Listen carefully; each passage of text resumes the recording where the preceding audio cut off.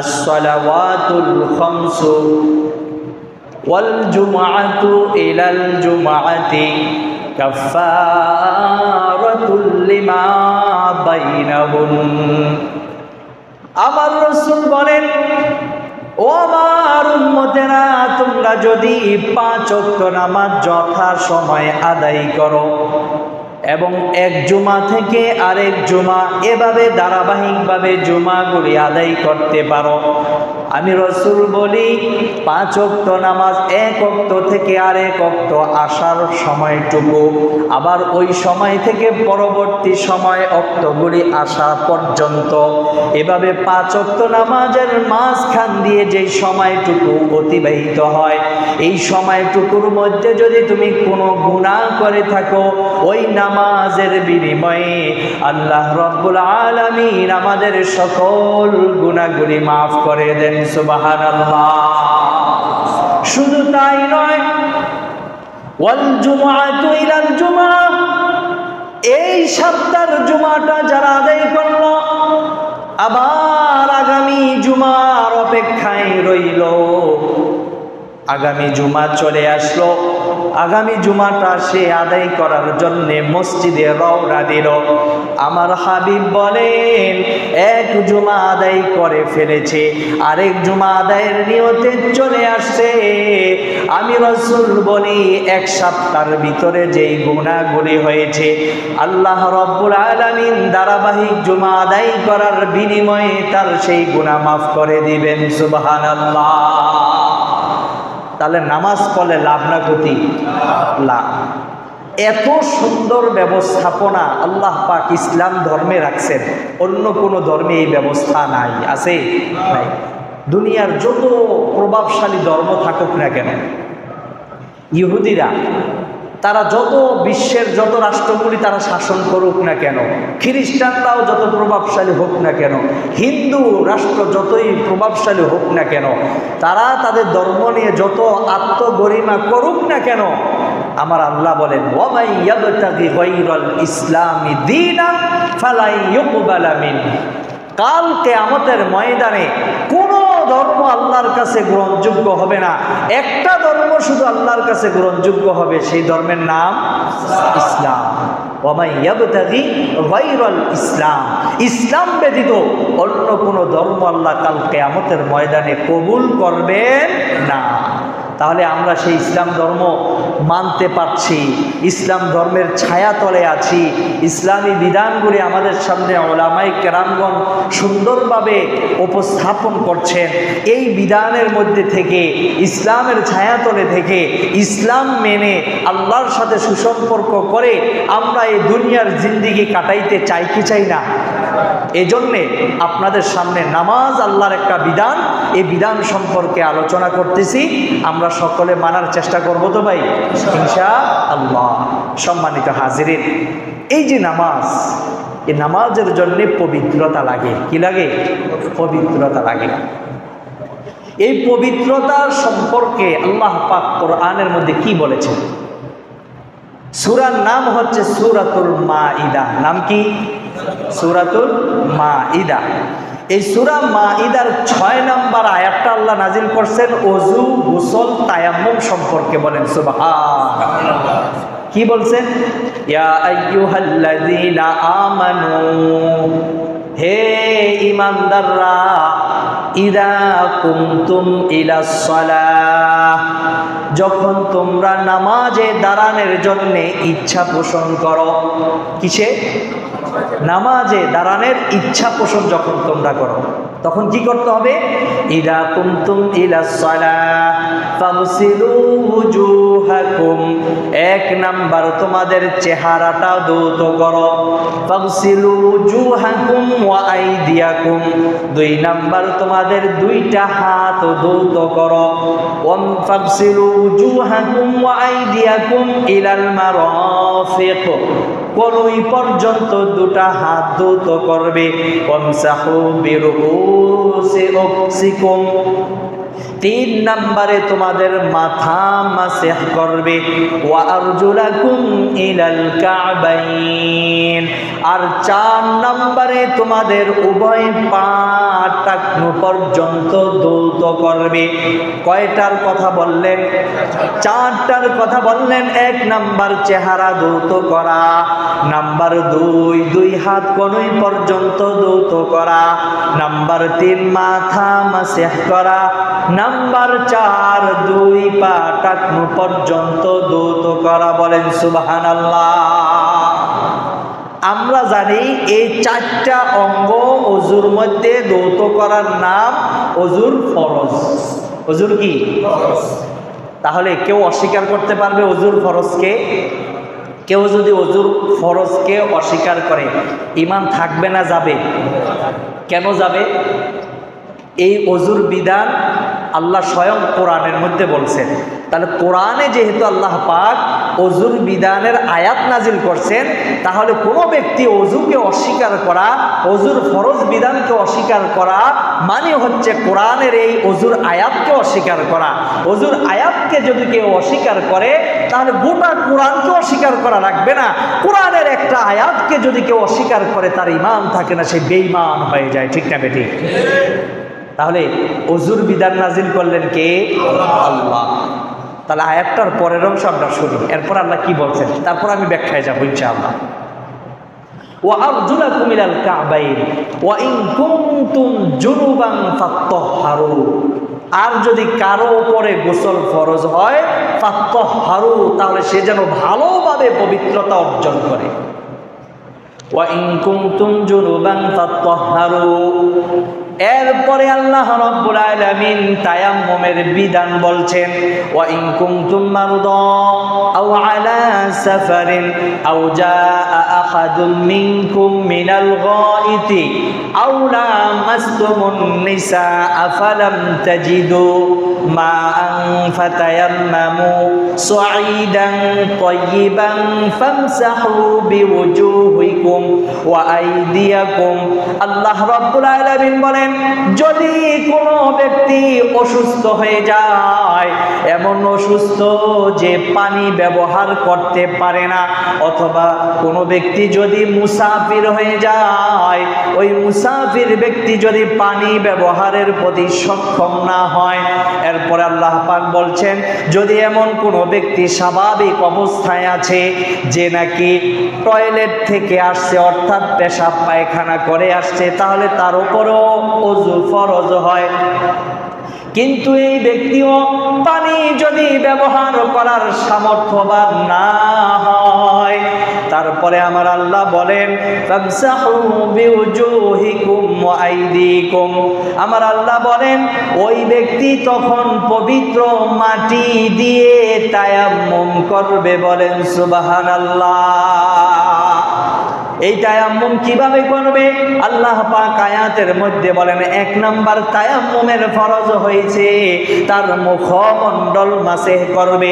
দুই নাম্বার তায়াম্মুমের ফরজ হচ্ছে তার দুই হাত কনুই পর্যন্ত মাসেহ করবে। বলেন সুবহানাল্লাহ। আমার আল্লাহ কত সুন্দর বিধান দিয়েছেন। এরপর আল্লাহ পাক বলেন, মা ইউরিদুল্লাহু লিয়াজআলা আলাইকুম মিন হারাজিন ওয়ালাকিন ইউরিদু লিইউতিম্মা নি'মাতাহু আলাইকুম লাআল্লাকুম তাশকুরুন। আমার আল্লাহ এই বান্দাবান্দির প্রতি কখনো কোনো জিনিস চাপায়া দিতে চান না, তাদের জন্য কোনো জিনিস কষ্ট হিসেবে দিতে চান না। আল্লাহ উল্টো কষ্ট দূর করতে চান। আল্লাহ চান যে তার নিয়ামত ভোগ করে তার বান্দাবান্দি উপকৃত হোক আর মাওলা পাকের কৃতজ্ঞতা প্রকাশ করুক। বলেন সুবহানাল্লাহ। এটা হচ্ছে ওযু ফরজের আয়াত, এটা হচ্ছে গোসল ফরজের আয়াত, এটা হচ্ছে তায়াম্মুমের ফরজের আয়াত। তাহলে একটা আয়াতের ভিতরে আল্লাহ পাক পবিত্রতা হাসিলের যে তিনটা পদ্ধতি আছে, এই তিনটা পদ্ধতির বিষয় নিয়ে আলোচনা করেছেন এবং তার অকাট্য বিধান হিসেবে এই আয়াতটুকু নাজিল করে দিয়েছেন। বলেন সুবহানাল্লাহ। সূরাটার নাম কি বলছিলাম? সূরাতুল মাইদা, আয়াত নাম্বার 6। কয় নাম্বার আয়াত? 6 নাম্বার। বাসায় যাইবেন, তরজমা দেখবেন আমি যা বললাম তার মিল আছে কিনা, তরজমা, এবং যদি আপনি সাথে ওই আয়াতের ব্যাখ্যা দেখতে পারেন, তাফসীর দেখতে পারেন, তাহলে আজকের আলোচনা যা করব সেগুলো আপনাদের আরো বুঝতে সহজ হয়ে যাবে। আল্লাহ তৌফিক দান করুন, সকলে বলেন আমিন। প্রিয় হাজিরিন, তাহলে আমি আলোচনার ব্যাখ্যা এখন যাচ্ছি। আলোচনার ব্যাখ্যা বুঝতে গেলে আমাদের বুঝতে হবে যে ইসলামের নামাজের ক্ষেত্রে যতগুলি বিধান আছে এই বিধানগুলোকে দুইটা নামে বিভক্ত করা হয়েছে। কয়টা নামে?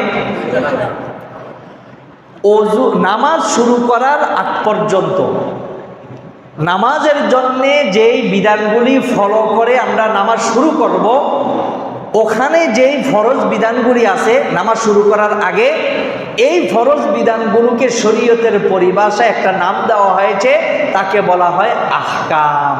তার নাম কি? আহকাম। আর আল্লাহু আকবার বলে যখন নামাজ শুরু করবেন, এই নামাজ শুরু করা থেকে নামাজ শেষ করা পর্যন্ত যেই ফরজ বিধানগুলি আছে এই বিধানগুলোকে বলে আরকান। কি বলে ভাই? আরকান। তাহলে আমরা দুটা পরিভাষা, শরীয়তে দুটা পরিভাষা শিখলাম। নামাজ শুরু করার আগে যে বিধানগুলি লক্ষ্য করে, ফলো করে, মেনে তারপরে আমাদের নামাজ শুরু করতে হয়, ওই বিধানগুলির নাম আহকাম। আর নামাজ শুরু থেকে শেষ পর্যন্ত যে বিধানগুলি ফলো করতে হয় এগুলোর নাম হচ্ছে কি? আরকান। তাহলে এই আহকাম আর আরকান এগুলো হচ্ছে 13 ফরজ। কয় ফরজ? 13 ফরজ। ভালো করে মনে রাখবেন, এগুলো কিন্তু জরুরি জিনিস। ফরজ বিধান মানি করতেই হবে, এগুলো ছাড়ার কোনো সুযোগ নাই। ইচ্ছা করে ছাড়লে তো হবেই না। ভুলেও যদি কোনো ব্যক্তি শরীয়তের কোনো ফরজ ছেড়ে দেয় তাহলেও সে গুনাহগার হবে, এটা তার, ওই কাজটা তার পরিপূর্ণভাবে আর আদায় হবে না। এজন্যে এটি গুরুত্বপূর্ণ বিষয়। এই গুরুত্বপূর্ণ বিষয়গুলোকে গুরুত্বের সাথে আমাদের শিখতে হবে, জানতে হবে এবং আমল করতে হবে। আমার বন্ধুরা, যেই জাতি যত বড় শিক্ষিত ওই জাতি তত উন্নতি হবে। যেই জাতি যত শরীয়ত সম্পর্কে জাননেওয়ালা হবে তাকে কোনো শয়তান এবং কোনো ধোঁকাবাজ, কোনো ফিতনাবাজ তাকে প্রতারিত করতে পারবে না। আর যদি আপনি ওই সম্পর্কে অজ্ঞ থাকেন তাহলে আপনাকে ভেঙে খেয়ে ফেলবে, আপনাকে প্রতারিত করবে, আপনাকে ধোঁকা দিয়ে দিবে অল্পতেই। দেখবেন আপনারা যারা এখন 30 বছর, 40 বছর, 50 বছর বয়সের আছেন, তারা খেয়াল করেন আগে মাজারকে কেন্দ্র করে যে ব্যবসাটা জমজমাট ছিল এখন কি আছে? এটা কমে গেছে, কিছুটা আছে কিন্তু কমে গেছে। এরপরে পীরের নামে হক্কানি পীর, আলহামদুলিল্লাহ এটা তো অবশ্যই সত্য এবং এটা মানতে হবে, কিন্তু হক্কানি পীর ছাড়া যত বন্ড পীররা ছিল তারা যত প্রতারিত কইরা এই জাতিদের থেকে টাকা পয়সা নিয়েছে, তাদের ঈমান হরণ করেছে, এই প্রতারণাও এখন কমে গেছে। ঠিক না বেটি? কেন এটা সম্ভব হয়েছে? এটা এই জন্যই সম্ভব হয়েছে যে আপনাদের ঘরে ঘরে, এলাকায় এলাকায় এখন হাফেজ হইতেছে, আলেম হইতেছে, মুফতি হইতেছে।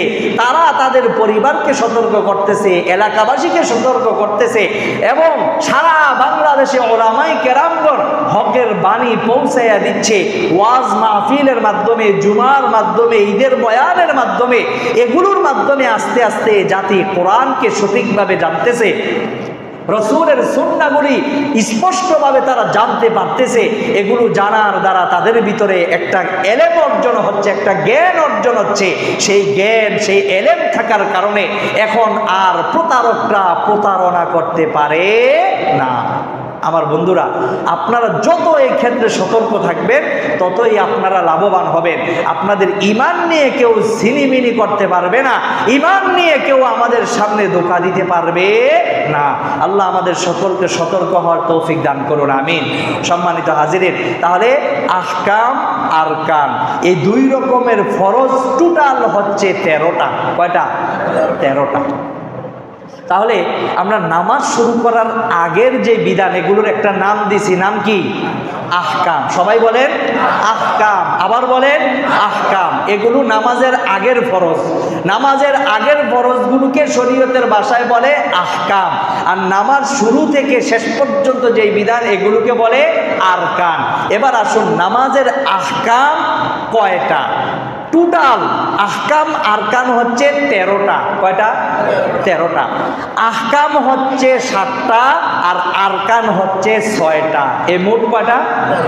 তো আমরা আলোচনা শুরু করতেছি আহকাম। তাহলে আহকাম কয়টা? 7টা। আহকাম 7টা। কি? শরীর পাক, কাপড় পাক, নামাজের জায়গা পাক, সতর ডাকা, কেবলামুখী হওয়া, অক্ত মতো নামাজ পড়া, নামাজের নিয়ত করা। কয়টা হইল? 7টা। আমার সাথে সাথে বলেন, শরীর পাক, কাপড় পাক, নামাজের জায়গা পাক, সতর ডাকা, কেবলামুখী হওয়া, অক্তমতো নামাজ পড়া, নামাজের নিয়ত করা। আমরা যারা নুরানিতে গেছি, মক্তবে গেছি, তাদের কিন্তু এগুলো মুখস্থ। মুখস্থ না ভাই? মুখস্থ। ছোট ছোট বাচ্চাদেরকে যদি আপনি বলেন যে তুমি বলো তো নামাজের আগের আহকাম 7টা ফরজ কি, সে একেবারে আমরা যে তসবি গণি না, তসবি যেমন দুব দুব দুব দুব করে তাড়াতাড়ি গণতে পারি, তারা ঠিক এভাবে বলে দিতে পারে। তাহলে নামাজের যে আহকাম, নামাজ শুরু করার আগের যেই 7টা বিধান, সেই 7টা ফরজ আমাদের অবশ্যই মুখস্থ থাকতে হবে। মুখস্থ যদি থাকে তাহলে আমল করতে সহজ, মুখস্থ না থাকলে আমল করা সহজ না। এজন্য একটু খেয়াল করবেন, নামাজের আগের যেই 7টা ফরজ, এটাকে আহকাম বলে। এই আহকামের মধ্যে খেয়াল করে দেখেন, 1 নম্বরে বলছি শরীর পাক, 2 নম্বরে কাপড় পাক, 3 নম্বরে জায়গা পাক। এখন দেখেন, পাক পবিত্র থাকতে হবে এরকম এই 7টা বিধানের মধ্যে কয়টা বিধান? 3টা বিধান। কয়টা? 3টা। শরীর পাক, কাপড় পাক, নামাজের জায়গা পাক। তাহলে দেখেন, নামাজের আগের 7টা ফরজের মধ্যে 3টা ফরজই হচ্ছে পাক পবিত্রতা সম্পর্কে। তাহলে পাক পবিত্রতা কত গুরুত্বপূর্ণ একটা বিধান, এবং এই বিষয়টাকে আমরা কে কতটুকু গুরুত্ব দিচ্ছি? আমার বন্ধুরা, 1 নম্বরে বলা হয়েছে শরীর পাক। কি পাক? শরীর পাক। আল্লাহ সুবহানাহু ওয়া তাআলা কোরআনের মধ্যে বলেন, ইন্নাল্লাহা ইউহিব্বুত তাওয়াবিন ওয়া ইউহিব্বুল মুতাতাহহিরিন।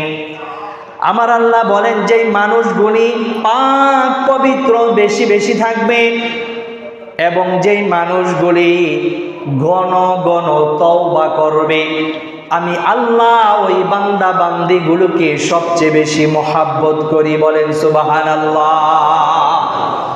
ইন্নাল্লাহা ইউহিব্বুত তাওয়াবিন ওয়া ইউহিব্বুল মুতাতাহহিরিন।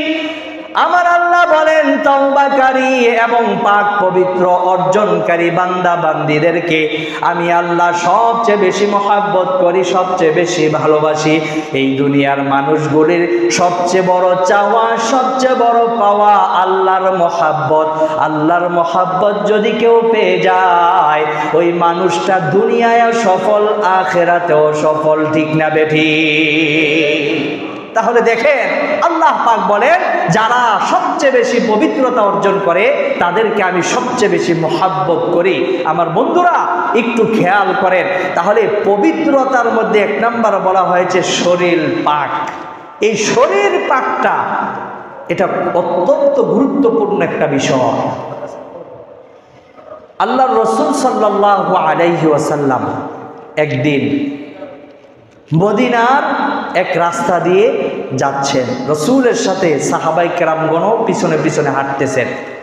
আল্লাহ রসুল সাল্লাল্লাহু আলাইহি ওয়াসাল্লাম হঠাৎ এক জায়গায় থেমে গেলেন। যেই জায়গাটায় থামলেন ওই জায়গায় আবার কবরস্থান। কি স্থান? কবরস্থান। আল্লাহ রসুল সাল্লাল্লাহু আলাইহি ওয়াসাল্লাম বললেন যে, এই যাও, ওখান থেকে একটা খেজুরের ডাল নিয়ে আসো, কাঁচা একটা খেজুরের ডাল নিয়ে আসো। সাহাবীরা আনলেন। আল্লাহ রসুল ওই কাঁচা খেজুরের ডালটা নিজের হাতে 2টা টুকরা করছেন। কয় টুকরা? 2 টুকরা। দুই টুকরা করে আল্লাহ রসুল ওই যে কবরস্থান, এই কবরস্থানের দুইটা কবরের মধ্যে দুইটা ডাল স্থাপন করে দিলেন, পুঁতে দিলেন। সাহাবাই কেরামগণ বললেন, ইয়া রাসূলুল্লাহ, ইয়া হাবিবাল্লাহ, হঠাৎ এই কবরের কাছে এসে আপনি খেজুরের ডাল আনাইলেন, দুইটা টুকরা করলেন, দুই টুকরা দুইটা কবরের মাঝে দিলেন, কারণ কি?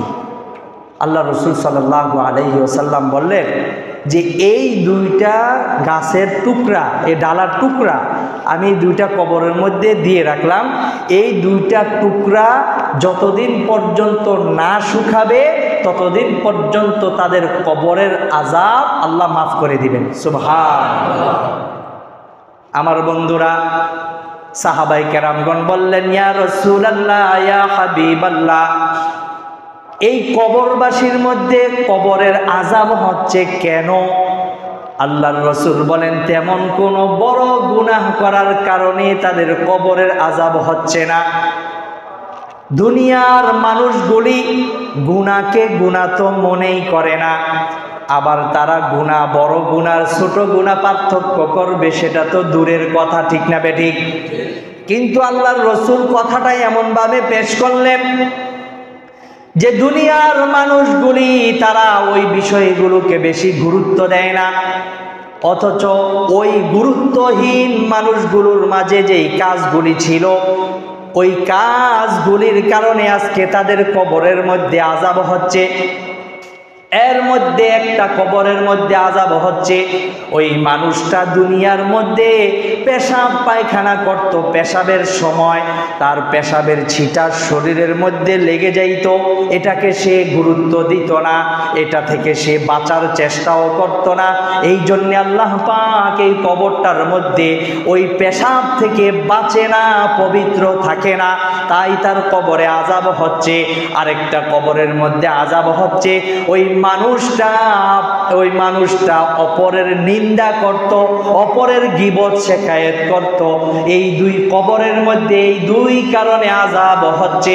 আর আমি ডালটা স্থাপন করে দিলাম, এই ডাল যতদিন কাঁচা থাকবে ততদিন তাদের কবরের আযাব আল্লাহ মাফ করে দিবেন। সুবহানাল্লাহ। এখান থেকে আমাদের দুইটা জিনিস শিক্ষণীয় এই ঘটনা থেকে। এক নাম্বার শিক্ষণীয় হচ্ছে, আমরা বর্তমানে মুসলমান কেউ মারা গেলে তাদের কবরের মধ্যে আমরা একটা বড়ই গাছের ডাল স্থাপন করে দিই, দেখি দেই না? কি ভাই, দেখছেন আপনারা? তো রসুল দিছেন খেজুরের ডাল, আমরা দেই বড়ই গাছের ডাল। কারণ কি? কারণ হচ্ছে আমাদের দেশে খেজুর গাছের ডাল সচরাচর পাওয়া যায় না, বড়ই গাছের ডালটা সচরাচর পাওয়া যায়। এই জন্যে ওই কাঁচা ডাল হিসেবে খেজুরের পরিবর্তে আমাদের দেশে বড়ই গাছের ডালটা দেই, রসুলের ওই কথার উপর আমল করার জন্যে। যদি আল্লাহ পাক এই ডালটা যতদিন পর্যন্ত কাঁচা থাকবে ততদিন যদি আল্লাহ পাক নবীর বদলতে এই উম্মতকে যদি মাফ করে দেন, তাহলে আমাদের এই আমলটাও আমরা দিয়ে সার্থক এবং আমরা দিয়ে আনন্দিত হই, ঠিক না বেটি? তাহলে এই আমলটা আসছে রসুলের ওই খেজুরের ডাল স্থাপন করার থেকে। দুই নম্বর শিক্ষা এই হাদিস থেকে কি? আমরা রসুল যে সংবাদ দিলেন যে দুইটা কবরে দুই আমলের কারণে তাদের আযাব হচ্ছে, একটা হচ্ছে পেশাবের ছিটা থেকে সে বেঁচে থাকে না, আরেকজন হচ্ছে গীবত শেখায়েত করত, পরনিন্দা করত। তো এই পরনিন্দা থেকে আমাদের বেঁচে থাকতে হবে। আর পবিত্রতা অর্জনের ক্ষেত্রে কোনো ধরনের খামখেয়ালি করা যাবে না। তাহলে একটু খেয়াল করেন, আপনি যে পেশাব করি, অনেকে তো আছে মাশাল্লাহ প্যান্ট পরে, তো প্যান্ট পরার কারণে বসতে পারে না, পেশাব করে কি দাঁড়াইয়া পেশাব করতেছে। তো দাঁড়ায় যদি আপনি পেশাব করেন, ওই পেশাব যদি নরম জায়গার মধ্যে না পড়ে তাহলে পেশাবের ছিটা উল্টা আসবে কি আসবে না? আসবে। আপনি বসে করলেও যদি নরম জায়গা না হয় তাহলেও পেশাবের ছিটা আসবে। আমার ভাইয়েরা, যদি বিশ্বাস না হয় তাহলে আপনি এই আজকে থেকে এটা ট্রাই করে দেখবেন, খেয়াল করে দেখবেন যে আপনি পেশাব করতেছেন, পেশাবের ছিটা কিন্তু এদিক সেদিক হয়ে আপনার পায়ে লাগতেছে বা আপনার জামায় লাগতেছে অথবা আপনার শরীরে লাগতেছে। তবে হ্যাঁ, ইসলাম বলে শুয়ের মাথা দিয়ে আমরা যদি এভাবে পানি ছাড়ি তাহলে দূরে ছড়ায়া যায় না? যায়। যাওয়ার পরে দূরে যখন একটা ছিটা যায়, এই পরিমাণ ছিটা থেকে যদি আপনি চেষ্টা করার পরেও রক্ষা করতে পারতেছেন না, বাঁচতে পারতেছেন না, তাহলে ইসলাম বলে এটা তাকে মাফ করে দেওয়া হবে। বলে না সুবহানাল্লাহ। কারণ যেটা থেকে বাঁচা সম্ভব না, ইসলাম বলে লা ইউকাল্লিফুল্লাহু নাফসান ইল্লা উসআহা। মানুষের বান্দাবান্দির জন্য যেই কাজটা করা কষ্টসাধ্য সম্ভব হয় না, তার সাধ্যের বাহিরে আল্লাহ রাব্বুল আলামিন বলেন এমন কাজের ক্ষেত্রে আমি তাদেরকে কোনো কঠিন বিধান দান করি না। বলেন সুবহানাল্লাহ। তাহলে পেশাবের ছিটা থেকে বেঁচে থাকতে পারে নাই ওই মানুষটা, এ কারণে তার কবরের ভিতরে আযাব হচ্ছিল। আমার বন্ধুরা, তাহলে আমাদেরকেও রাসূল এই মেসেজটা দিলেন যে অবশ্যই তোমরা পেশাবের সময় এবং অন্যান্য যারা গবাদি পশু লালন পালন করে, কৃষি ভাইয়েরা, রাখাল ভাইয়েরা, তারা অবশ্যই গবাদি পশুর পেশাব পায়খানা থেকেও বেঁচে থাকতে হবে। আমরা অনেকে যারা এই কাজ করি কিছুই মনে করি না, ওই যে গোবর আতাইতেছি, এটা করতেছি। আপনি যদি গোবরটা পরিষ্কার করানোর কাজে করেন অথবা গোবর দিয়ে আপনি অন্য কাজ করবেন, এই জন্য আপনি সরাইতেছেন, সরানোর পরে বিলম্ব না করে দ্রুত আপনার হাত ভালো করে আপনার ধৌত করার যে বিধান ইসলামের, এই বিধান অনুযায়ী আপনার পাক সাফ করে নিতে হবে। কারণ এটা কি বলেন? এটা কি নাপাক থেকে সবসময় বেঁচে থাকার চেষ্টা করা। আমরা নিজেদের মলমূত্র ত্যাগ করার পরে এরপর বাহিরে এসে হ্যান্ড ওয়াশ দিয়ে সাবান দিয়ে হাত ধৌত করে তারপর আমরা পাকসাফ হই না ভাই? তাহলে গবাদি পশু তাদের ক্ষেত্রেও সেই গুরুত্বটুকু আমাদের থাকতে হবে। ওই রাখাল ভাইদের অবশ্যই এই বিষয়গুলো খেয়াল করতে হবে। আপনি এই ক্ষেত্রে এটা মানলেন, ওই ক্ষেত্রে মানলেন না, তাহলে আপনার কাছে পাক পবিত্রের বিষয়টা সমানভাবে হইল না। এজন্য এটা খুব গুরুত্ব দিতে হবে। তাহলে খেয়াল করুন পাক সাফের ব্যাপারটা কত গুরুত্বপূর্ণ, যে ইসলামের আহকামের 7টার মধ্যে প্রথম 3টাই হচ্ছে পাক পবিত্র থাকা। তাহলে এই যে আমাদের শরীর পাক, এই শরীর পাকটা নিশ্চিত হতে হবে নামাজের পূর্বে। নামাজের পূর্বে আপনার নিশ্চিত হয়ে নিতে হবে যে আমার শরীরটা কি পাক। এই পাক এটা অবশ্যই আমাদের করতে হবে। 2 নম্বরে বলা হয়েছে শরীর পাক, কাপড় পাক। আপনার আমার যে কাপড়টা আছে এই কাপড়টা পাক থাকতে হবে, নিশ্চিত যে এটার মধ্যে কোনো কি নাই, নাপাক নাই। ওই পোশাক পরে আপনার নামাজ আদায় করতে হবে। 3 নাম্বার কি? নামাজের জায়গা পাক। যেই জায়গাটাতে আপনি নামাজ আদায় করবেন এই জায়গাটা অবশ্যই পাক সাফ থাকতে হবে। হ্যাঁ, মসজিদগুলি পাক সাফ থাকা এটা স্বাভাবিক, এখানে নাপাক সহজে হয় না। তাহলে মসজিদের মধ্যে আমরা নামাজ পড়তে আসলে এটা নিশ্চিত হই যে আমার এই জায়গাটা এটা কি আছে, পাক আছে। কিন্তু যারা নিজের ঘরের বিছানা, ঘরের আঙ্গিনায় নামাজ পড়বেন, ওখানে হলো নাপাক হওয়ার সম্ভাবনাটা বেশি থাকে। আবার বিশেষ করে যাদের ঘরে নাবালেগ ছোট ছোট বাচ্চা থাকে তাহলে তো আরও নাপাক হওয়ার সম্ভাবনাটা সবচেয়ে বেশি। এই জন্যে ঘরের মধ্যে নামাজ পড়তে গেলে এই বিষয়টা অনেক তদন্ত করে তারপরে আপনার পাকসাফ জায়গার ভিতরে নামাজ আদায় করতে হবে। তবে সবচেয়ে নিরাপদ হচ্ছে যদি আপনি মসজিদে আইসা জামাতের সাথে নামাজটা পড়ি, তাহলে নিশ্চিত থাকে যে আমি পাক জায়গার ভিতরে আমি নামাজ আদায় করতে পারলাম। ঠিক না বেটি? এই জন্য মসজিদে এসে নামাজ পড়বো তো ভাই ইনশাআল্লাহ। এবার খেয়াল করুন 1 নাম্বার যে পাক সাফের কথা বললাম শরীর পাক। এখন এই শরীর পাক করবেন কিভাবে? শরীর পাক করার জন্যে শরীয়তের 2টা বিধান দেওয়া হয়েছে যে আপনার এই কারণে শরীর নাপাক হয়, আর আপনি এই নাপাক থেকে নিজের শরীরটাকে পাক করবেন 3 পদ্ধতিতে। কয় পদ্ধতিতে? 3 পদ্ধতিতে। এবার আসুন 2টা কারণে আমাদের শরীর নাপাক হয়। কয়টা কারণে? 2টা মৌলিক 2টা কারণ বলতেছি, এদের আবার শাখা আছে, এত আলোচনা করবো না, এগুলো ব্যক্তিগতভাবে জেনে নেবেন। তাহলে মৌলিক 2টা কারণে শরীর আমাদের নাপাক হয়। এর মধ্যে একটা হচ্ছে শরীর নাপাক হওয়ার 1 নাম্বার হচ্ছে পায়খানা বা পেশাবের রাস্তা দিয়ে কোনো কিছু বের হলেই শরীর কি হয়ে যায়? নাপাক হয়ে যায়। এবং শরীরের কোনো ক্ষত স্থান থেকে রক্ত, পুজ বা পানি যদি বের হয়ে গড়িয়া পড়ে, তাহলে তার শরীর কি হয়ে যায়? নাপাক হয়ে যায়। তাহলে এই দুই পদ্ধতিতে শরীর কি হয়? নাপাক হয়। তাহলে ভালো করে বোঝেন, পেশাব বা পায়খানার রাস্তা দিয়ে যে কোনো জিনিস বের হলেই শরীর নাপাক। শরীরের কোনো ক্ষত স্থান, গা হয়েছে, চুলকানি হয়েছে, ওখান থেকে রক্ত, পুজ অথবা পানি বের হয়ে কি হইতে হইব? গড়ে পড়তে হবে বা গড়ে পড়ার পরিমাণ হইতে হইব। তাহলে কি হয়ে যাবে? অজু নষ্ট হয়ে যাবে, আপনার শরীর নাপাক হয়ে যাবে। এবার আসুন, এই শরীর যদি নাপাক এই দুই পদ্ধতির কোনো পদ্ধতিতে হয়, তাহলে ইসলাম বলে আপনি শুধু অজু করলেই আপনার শরীর কি হয়ে যাবে? পাক হয়ে যাবে। খেয়াল করেন, যেগুলি বললাম এগুলোর মধ্যে, অর্থাৎ মলমূত্র এগুলো বের হইল ওই পেশাব আর পায়খানার রাস্তা দিয়ে, আর শরীরের ক্ষতস্থান থেকে রক্ত, পুজ, পানি বের হয়ে গড়িয়ে পড়ল, তাহলে আপনার জন্যে ইসলামের বিধান, শরীর পাক করার ইসলামী বিধান হচ্ছে অজু। কি বিধান? অজু। ইসলামে আপনার শরীর নাপাক হওয়ার আরেকটা পদ্ধতি আছে। সেই পদ্ধতিটা হলো, যদি কোনো ব্যক্তির লজ্জা স্থান দিয়ে বীর্যপাত হয়, তাহলে ওই ব্যক্তির শরীরও কি হয়ে যাবে? নাপাক হয়ে যাবে। এখন এই বীর্যপাত যে কোনো কারণে হোক, বীর্যপাত যদি পুরুষ হোক আর মহিলা হোক, তাদের যদি হয়, তাহলে অবশ্যই তাদের আর অজু করলে তাদের শরীর পাক হবে না। তখন অজু করার 2 নাম্বার পদ্ধতি হচ্ছে গোসল করা। গোসল ছাড়া তার শরীর আর পাক হবে না।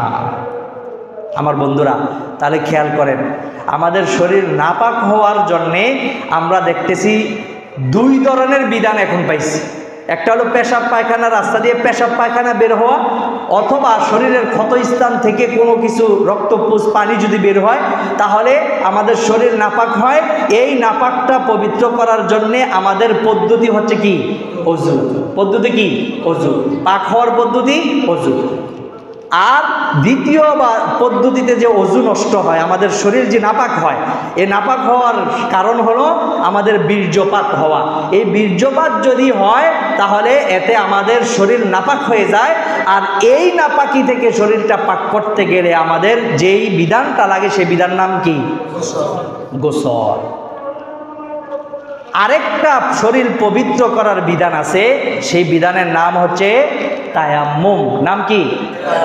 এখন এই তায়াম্মুম আপনি কখন করবেন, কখন আপনি তায়াম্মুম করতে পারবেন, এবং তায়াম্মুমটা কি, এটা সম্পর্কে আলাদা আমি আলোচনা করতেছি।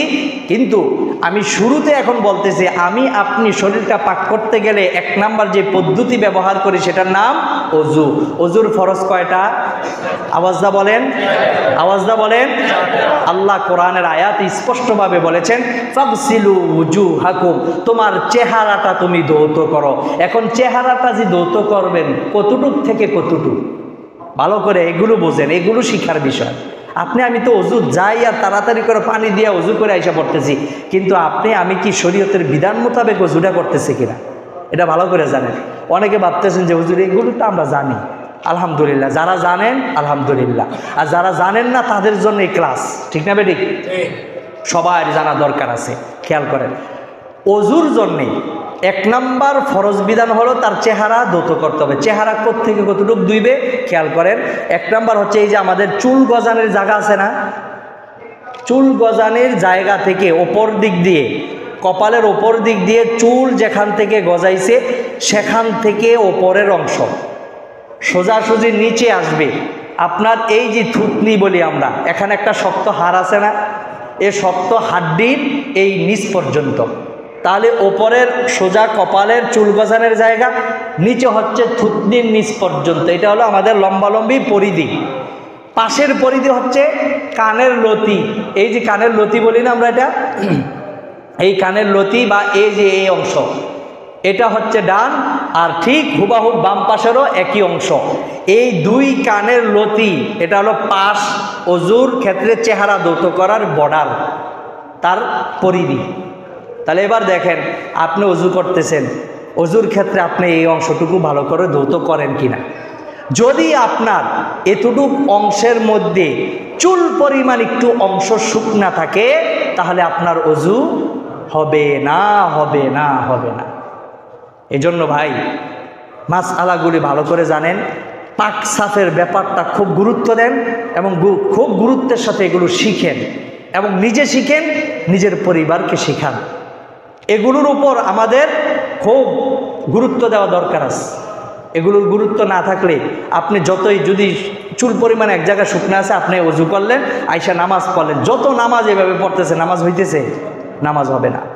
এজন্য আমার ভাইরা, তাহলে অজুর 1 নাম্বার ফরজ মুখমণ্ডল ধৌত করা। আর এই মুখমণ্ডল ধৌত করার ক্ষেত্রে আমাদের খেয়াল করতে হবে, চুল গজানির জায়গা থেকে থুতনির নিচ পর্যন্ত, উভয় কানের লতি পর্যন্ত, এর ভিতরের যে চেহারাটা আছে, এই সম্পূর্ণ চেহারাটা আমাদের ধৌত করতে হবে।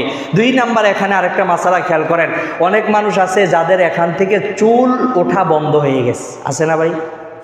মাথা টাক হয়ে গেছে, তাহলে চুল গজানির জায়গায় খুঁজে পাইব কই? এইভাবে যদি এই পর্যন্ত আসে, তাহলে এখানে পাইব না। তাহলে ওই ব্যক্তি কি করবে? ওই ব্যক্তির জন্য খেয়াল করা যে তার আগে তো চুল গজাই ছিল না, ছিল, কোথায় ছিল, ওখান থেকে দ্রুত করলেই হবে, পুরা মাথা তার দ্রুত করা লাগবে না। এই একটা মাসালা। আরেকটা মাসালা আছে এখানে, আমরা চেহারা যে দ্রুত করি, আলহামদুলিল্লাহ, যারা রাসূলের সুন্নত বিধান না, ওয়াজিবে বিধান বলা হয় দাড়ি রাখা। দাড়ি রাখা কি?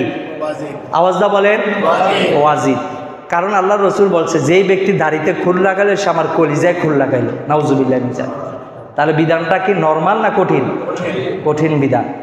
তাহলে আলহামদুলিল্লাহ, যারা সুন্নতি দাড়ি রাখছেন, তারা চেহারা ধুইতে গেলে থুতনিটা কি খালি জায়গায় থাকে না দাড়ির ভিতরে থাকে? এবার আসুন, তাহলে ওই ব্যক্তিরা কিভাবে এই জায়গাটা ধৌত করবে? এই ক্ষেত্রে মাসালা হলো, একটা মানুষ আরেকটা মানুষের সাথে স্বাভাবিক একটু দূরত্ব বজায় রেখে দাঁড়াইয়া পরিচয় বিনিময় হয়, কথাবার্তা বলে।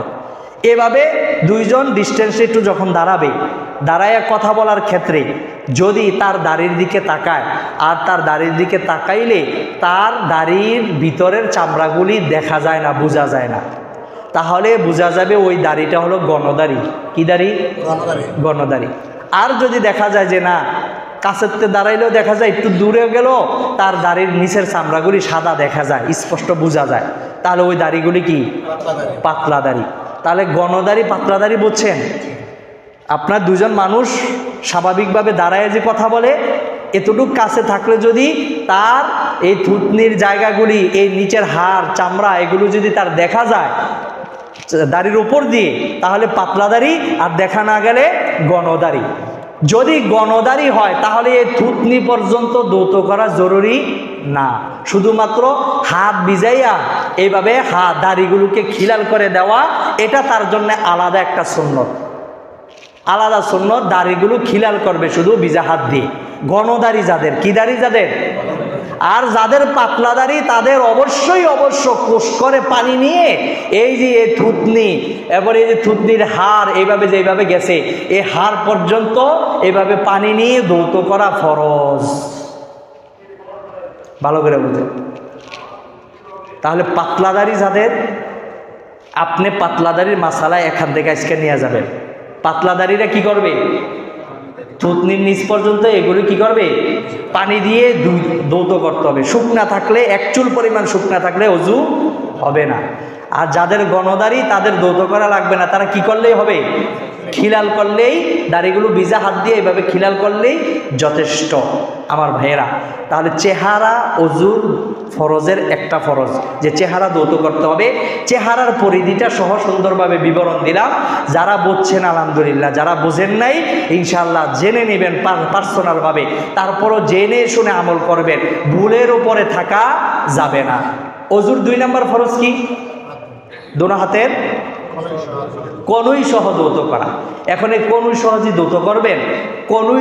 কনুই কি বুঝায়? কনুই কাকে বলে? আল্লাহ পাক তো কোরআনে বললেন, ফাগসিলু উজুহাকুম ওয়া আইদিয়াকুম ইলাল মারাফিক। মারাফিক বলা হয় আমাদের হাতের এই দুই পাশে দুইটা দেখবেন চোক্কা হাড্ডি আছে না ভাই?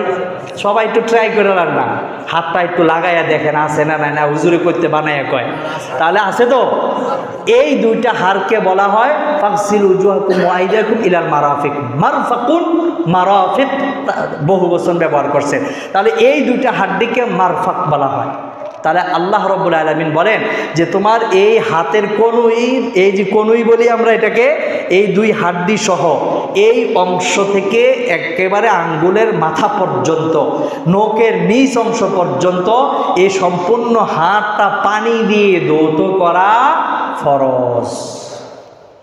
আমার ভাইরা তাহলে খেয়াল করেন, অনেক সময় দেখা যায় অনেকে টাইট শার্ট পরেন, টাইট পাঞ্জাবি পরেন, পাঞ্জাবির হাতাগুলো টাইট হয়, আপনি টাইট না নিতে নিতে এই পর্যন্ত আনছেন কোনো মতে সাথে, কিন্তু আপনার এই যে বারাফের এই হাড্ডিটা বাইর হয় নাই, আপনি এই অংশ ধৌত কইরা আপনি অজু কইরা নামাজ পড়লেন, নামাজ হবে?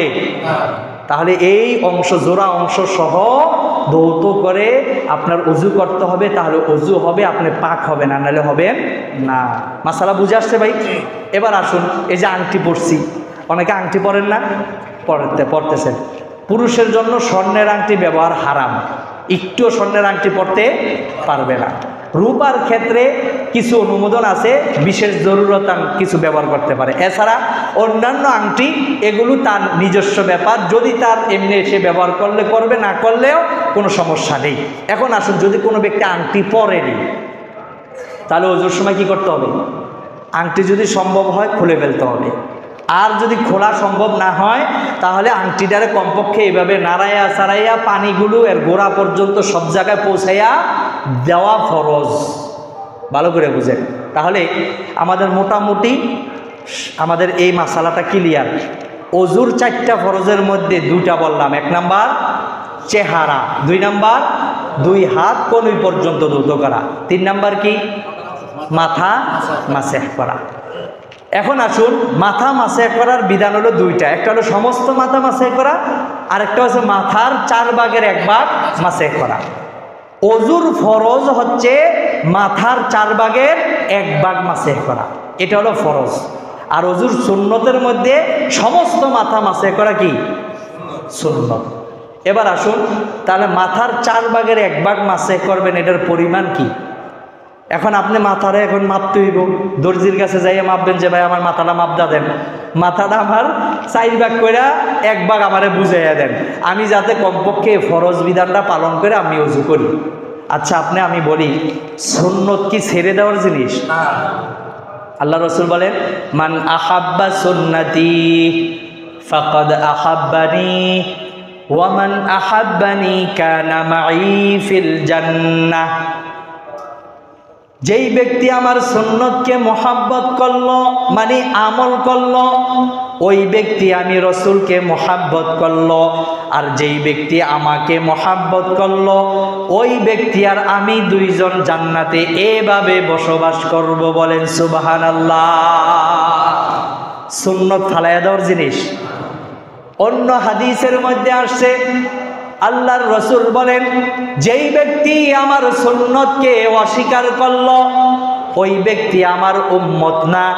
আর যেই ব্যক্তি আমার সুন্নত অস্বীকার করে, আমাকে অস্বীকার করলো, ওই ব্যক্তি কোনোদিন জান্নাতে যেতে পারবে না। বলেন নাউজুবিল্লাহ।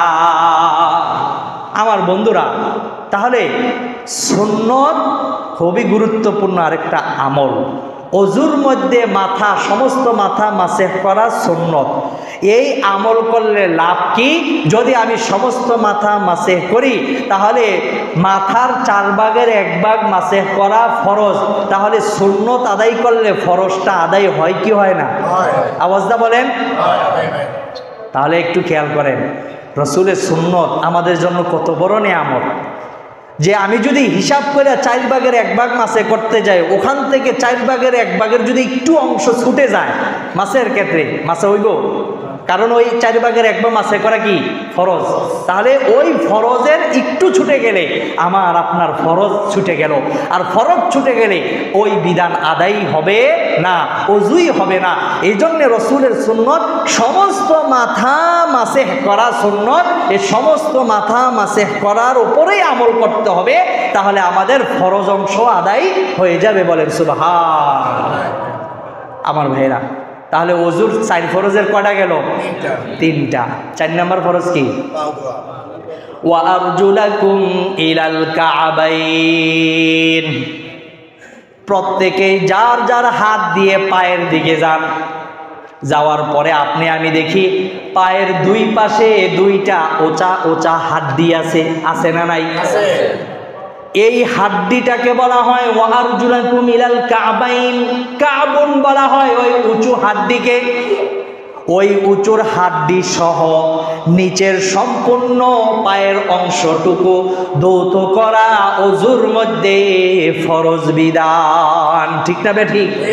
আমার বন্ধুরা একটু খেয়াল করে দেখেন, ওযু যে আমরা করি, অনেকে আছে কলের ট্যাপসাইরা ওযু করি, ওযুর মধ্যে পাওটা এইভাবে সামনের দিকে সামনে দিয়া পানি ছাড়তাছি, পিছনের দিক দিয়ে এই হাড়ের অংশ পরিমাণ পিছনের অংশ পানি পচলো কি পচলো না, এটা অনেকে খেয়াল করি না।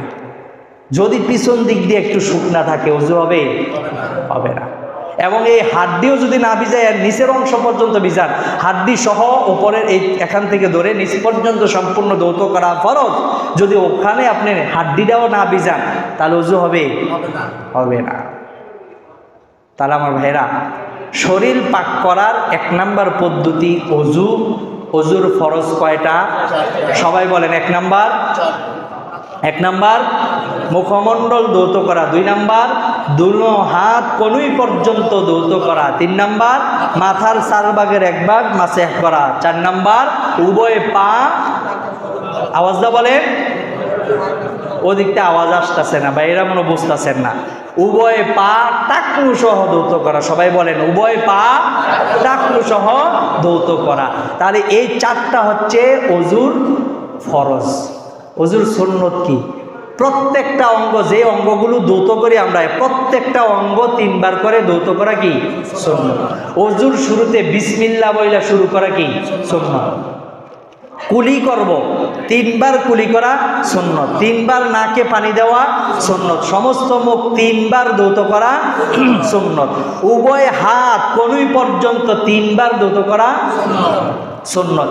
দাড়ি খিলাল করা কাদের জন্যে? মাশাআল্লাহ। আর পাতলা দাড়িওয়ালারা পানি বোঝে, দুইতে হইব, খেয়াল করে। এরপরে আমরা কান মাসে করা ও সমস্ত মাথা মাসে করা, গর্দান মাসে করা মুস্তাহাব। এটা মুস্তাহাব বলা হয়েছে। গর্দান মাসে করা কি মুস্তাহাব, করলে করতে পারেন, নাও করতে পারেন, কিন্তু ওযুর সময় আপনি গর্দান মাসে করে এই গরমকালে দেখেন আপনি আসবেন, অনেক শান্তি লাগে। কেন? পানির সাথে আমাদের দেহের অনেক সম্পর্ক। এই যে আমরা হাত পাও 5 ওয়াক্ত নামাজের সময় ওযু করি, যারা এই ওযু করে চলে তারা অনেক মানুষ বেশিরভাগ সুস্থ থাকে, বিভিন্নভাবে তারা সুস্থতার নিয়ামতের মধ্যে থাকে। আর যারা 5 ওয়াক্ত নামাজ করে না, 5 বার ওযু করাও হয় না। আপনি দেখবেন এখন লোডশেডিং বেশি হচ্ছে না, খুব খারাপ লাগতেছে। আপনি আপনার এই যে ওযুর যে বিধান, এই ওযুর বিধানটা নিয়ে আপনি ওযু করে পাক সাফ থাকার নিয়তে আপনি ওযু করে আসেন। সবসময় পবিত্র থাকা এটা একটা বড় নিয়ামত। আপনি যদি পবিত্র অবস্থায় মৃত্যুবরণ করেন, আল্লাহ রাব্বুল আলামিন হতে পারে এই ওসিলা আপনারা মাফ করে দিবেন। সুবহানাল্লাহ। হযরত বেলাল রাদিয়াল্লাহু তাআলা দুনিয়াতে জান্নাতের সুসংবাদ পেয়ে গেছেন। কিভাবে? আল্লাহর রাসূল মেরাজের রজনীতে জান্নাত দেখছেন না? জান্নাত দেখছেন। তখন তিনি জান্নাতের মধ্যে খরম আছে, খরম চেনেন? আগের কালের মানুষ কাঠের জুতা পরত। তো জান্নাতের ভিতরে বেলালের খরমের আওয়াজ শুনে রসুল বুঝে ফেলছেন যে এটা তো বেলালের খরমের আওয়াজ। আল্লাহ রসুল জিব্রাইলকে জিজ্ঞাসা, জিব্রাইল এর কার খরমের আওয়াজ? জিব্রাইল বলতেছেন এটা তো আপনার সাহাবী বেলালের। আল্লাহ রসুল সাল্লাল্লাহু আলাইহি ওয়াসাল্লাম খুশি হয়ে গেলেন। মেরাজ থেকে আসলেন, আসার পরে বেলালে ডাক দিলেন, বেলাল তোমার জুতার খরমের আওয়াজ আমি জান্নাতে শুনতে পাইছি। সুবহানাল্লাহ। বেলাল খুশি হয়ে তার চোখ দিয়ে আনন্দের অশ্রু ঝরতেছে। কি বলেন আল্লাহর রসুল, আমি তো এখনো মরলাম না, কিন্তু আমার জান্নাতে আমার পরিচয় রসুল দেখে আসছেন, আমার নেয়ামত দেখে আসছেন। আল্লাহর রসুল সাল্লাল্লাহু আলাইহি ওয়াসাল্লামকে আল্লাহ রসুল সাল্লাল্লাহু আলাইহি ওয়াসাল্লাম বেলালকে জিজ্ঞেস করলেন, বেলাল তুমি এমন কি আমল করো যে আমলের বিনিময়ে আল্লাহ তোমার জান্নাত দিয়ে দিল? হযরত বেলাল বলেন, ইয়া রাসূলুল্লাহ, ইয়া হাবিবাল্লাহ, আমি আপনার মুখ থেকে শুনেছিলাম যদি কোনো ব্যক্তি ওযু করে, ওযু করার পরে সে তাহিয়াতুল ওযুর 2 রাকাত নফল নামাজ সে আদায় করে। কি নামাজ? তাহিয়াতুল ওযু, অর্থাৎ ওযুর শুকরিয়া আদায় হিসেবে 2 রাকাত নফল নামাজ পড়া। হযরত বেলাল বলেন, আমি প্রতিদিন আপনার ওই আমল, এই হাদিস শোনার পরে প্রতিদিন এই আমলটা আমি এখনো করতেছি এবং মৃত্যুর আগ পর্যন্ত এই আমলটা আমি করে যাব, এই নিয়ত করছি। এছাড়া ইয়া রাসূলুল্লাহ আমার তেমন কোনো আমল নাই। অথচ বেলালের হাজার হাজার আমল আল্লাহর কাছে আছে এবং তার আমলের মধ্যেও ছিল, কিন্তু বেলাল বিশেষ করে এই আমলটা উল্লেখ করলেন। আল্লাহর রসুল বলেন, বেলাল হয়তো বা আল্লাহ পাক তোমার এই আমলের বিনিময়ে তোমাকে জান্নাত দিয়ে দিয়েছেন। সুবহানাল্লাহ। আমার ভাইরা, তাহলে ওযুটা কত বড় নিয়ামত না আমাদের জন্য? এই ওযু যদি আমি আপনি ঠিকমতো করি এবং সবসময় পাক সাফ থাকতে পারি, তাহলে আল্লাহ পাক বলছেন, ইন্নাল্লাহা ইউহিব্বুত তাওয়াবিন ওয়া ইউহিব্বুল মুতাতাহহিরিন। যারা বেশি পাক সাফ থাকে, সবসময় পাক সাফ থাকার চেষ্টা করে, আমি আল্লাহ তাদেরকে মুহাব্বত করতে থাকি। বলেন সুবহানাল্লাহ। আমার ভাইরা, ওই যে বললাম গর্দান মাসে করা মুস্তাহাব। কি হয়েছে মুস্তাহাব? আমি করলাম, করলে নিজের দেহেরও ফায়দা, আবার একটা আমলও হয়ে গেল। সুবহানাল্লাহ, সুবহানাল্লাহ। তাহলে এগুলো হচ্ছে আমি বলে দিচ্ছি ওযুর কিছু নিয়ম। এরপরে আসুন, আমরা দেখা যায় পা দোতো করি, পা 3 বার টাকটু পর্যন্ত দোতো করা কি সুন্নাত। এরপরে হাত খিলাল করা, হাত দোতো করার সময় খিলাল করা কি সুন্নত। পায়ের আঙ্গুলগুলি, এই আঙ্গুল দিয়ে, এই বাম হাতের আঙ্গুল দিয়ে ডান পায়ের আঙ্গুলগুলি এবং বাম পায়ের আঙ্গুলগুলি ডান হাতের 19টা আঙ্গুল দিয়ে এভাবে খিলাল করা, এটা হচ্ছে কি ভাই সুন্নত।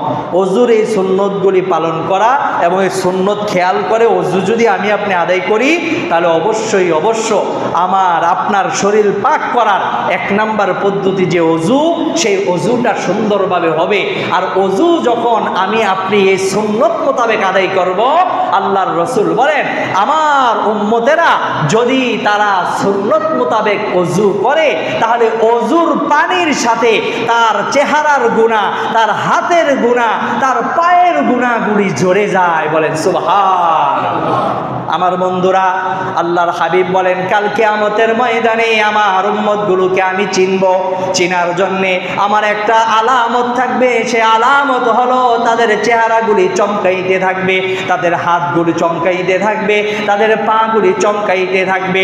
আল্লাহর রাসূল এই কথা যখন বলেন, তখন আম্মা জান আয়েশা সিদ্দিকা রাদিয়াল্লাহু তাআলা আনহা বলেন, ইয়া রাসূলুল্লাহ, ইয়া হাবিবাল্লাহ, আপনার উম্মতের চেহারা হাত পা চমকাইবে, এর কারণ কি?